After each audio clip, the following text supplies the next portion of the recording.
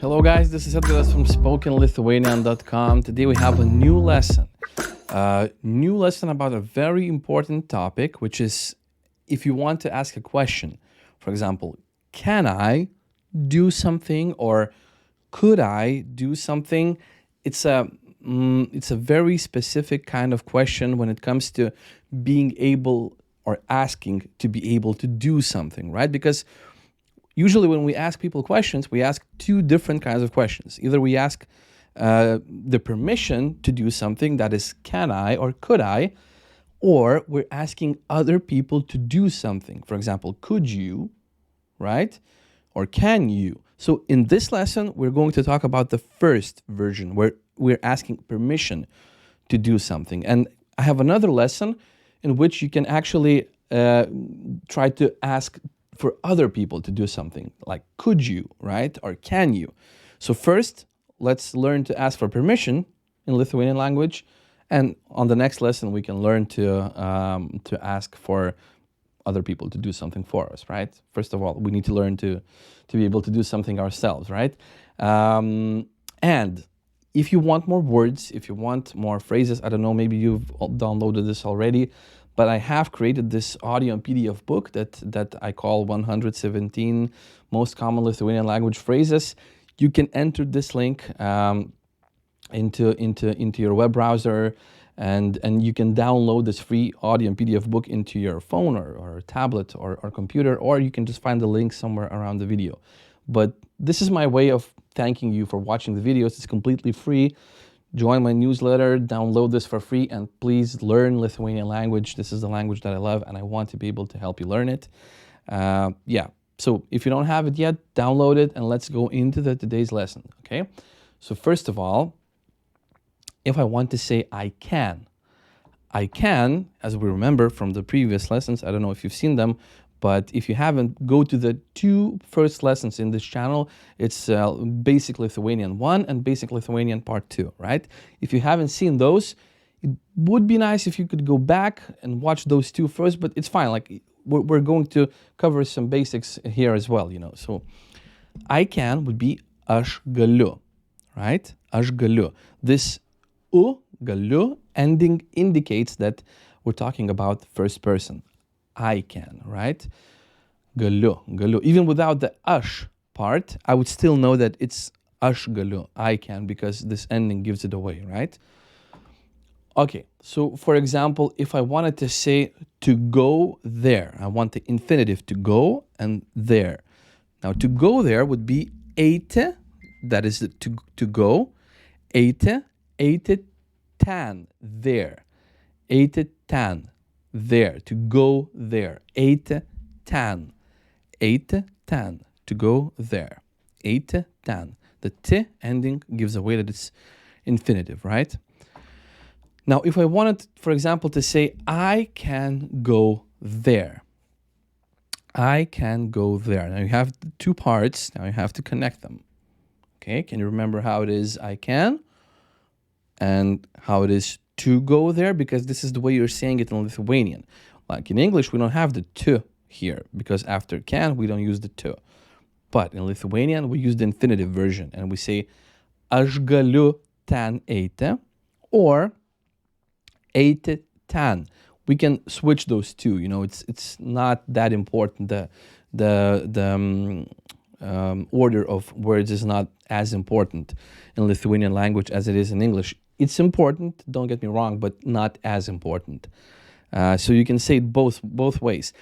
Usually, the one you're saying first, you're emphasizing a little bit, but you can also emphasize with inflection, with your tonal change in your voice. You can say aš galiu ten eiti, or you can say aš galiu ten eiti. That would mean, like, if you're emphasizing ten, it means that you're willing to go there but nowhere else. And if you're emphasizing eiti, then you're saying that you're willing to go there and not drive or anything else, you know. So it's a way to play with the language, and I will do a separate lesson on that. But for now, I can go there, aš galiu ten eiti, or aš galiu eiti ten. Good? So far, so good? Let's go. Now, if I want to say can I? Now, what we're doing in English language, we're just switching sides, I can I? But, for example, if I want to say it in Lithuanian, I can say it two ways, actually three ways. I can say it ar aš galiu. This ar is just a question word that indicates to us that it's a question. Ar aš galiu. I can say ar galiu aš, both ways, right? Usually you would say this first way, right? You're not switching anything in Lithuanian language usually.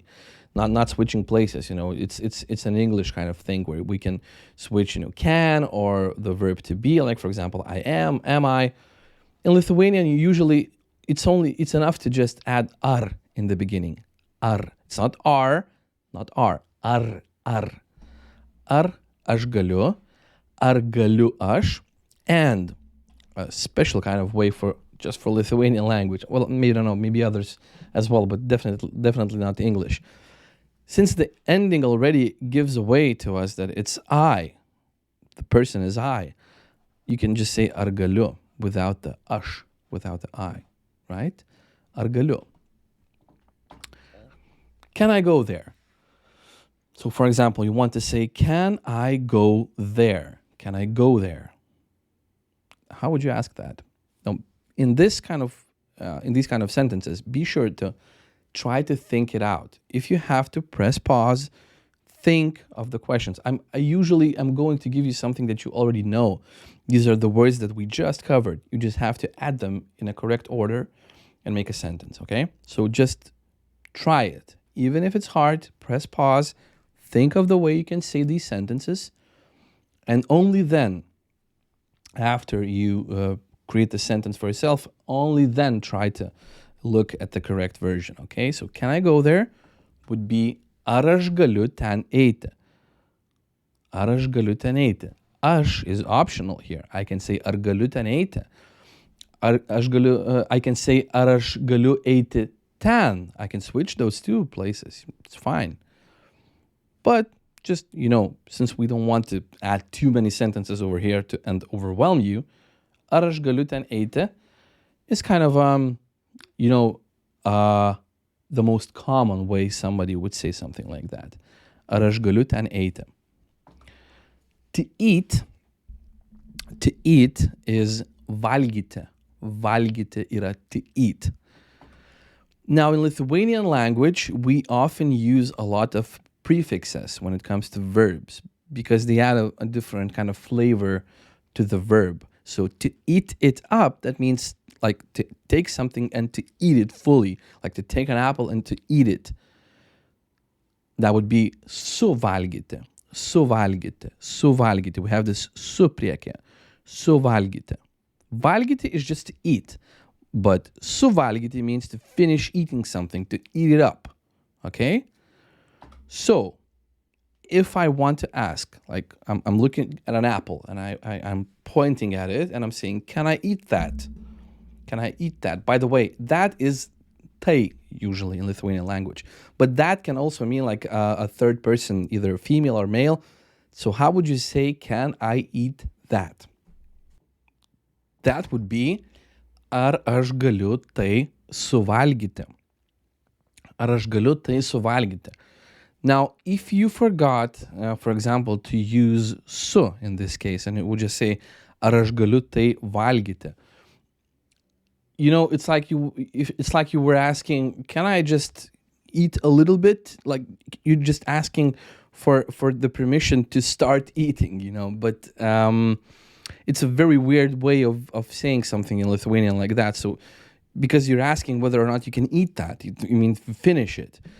Can I eat that? Ar aš galiu tai suvalgyti? Suvalgyti. Ar aš galiu tai suvalgyti? Again, you can opt to not use aš over here. And you can say, ar galiu tai suvalgyti? Galiu tai suvalgyti. Ar galiu tai suvalgyti? Yeah, sometimes in spoken Lithuanian, we even opt out of ar. Just galiu tai suvalgyti. Sometimes the inflection at the end of the sentence is enough. But yeah, in the beginning, I would say you would have to use this ar just to get acquainted with it, let's start to learn correct Lithuanian, even though I'm trying to give you these tricks of how to simplify it. But yeah, use, at least in the beginning, use ar, okay? So, can I eat that? Ar aš galiu tai suvalgyti? To ask is either klausti, or again, we often use this pa prefix, which is actually just to finish that questioning action. Paklausti, paklausti. So if you wanted a kind of a rough translation, you know, like closer translation, so paklausti is closer to ask than klausti. It's kind of the same thing, but we usually use it with pa, this because we want this finishing action. We want to emphasize that. So for example, can I ask? Try to using the one with pa. Can I ask? How would you say that? Ar galiu paklausti? Ar galiu paklausti? Ar galiu paklausti? Ar galiu paklausti? Can I ask? Ar galiu paklausti? We can add aš over here. Ar aš galiu paklausti? We can add aš over here. Ar galiu aš paklausti? Ar galiu aš paklausti? Ar aš galiu paklausti? Ar galiu paklausti? Usually you would say it like this. You would just omit ash over here because the ending already gives it away, especially when you have more verbs, right? Then you would omit ash, but it's fine. You can say aš galiu paklausti. It's perfect Lithuanian language. It doesn't sound stupid at all, you know. It doesn't sound you would not sound like a 2-year-old kid or something like that. It's fine. You can say in all of those versions. To go, and then we have to go in or to come in. Those are different kind of actions. And again, we have to go would be eiti, and it's especially if it's on foot, to eiti, right? Eiti. But užeiti, that means to go in or to come in, to go inside, right? Užeiti. So if you want to ask, can I come in? Can I come in? How would you ask that? Can I come in? Now that would be ar aš galiu užeiti? Ar aš galiu užeiti, right? Ar aš galiu užeiti? Ar galiu užeiti? You can omit aš over here. Ar galiu užeiti? Ar galiu užeiti?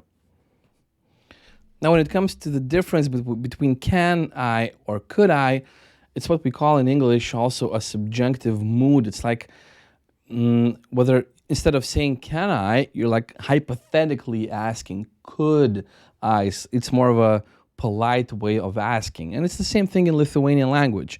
And we have specific endings for that because in Lithuanian language, everything depends on the ending. But let's only focus on this because we're only focusing on the person I in this lesson.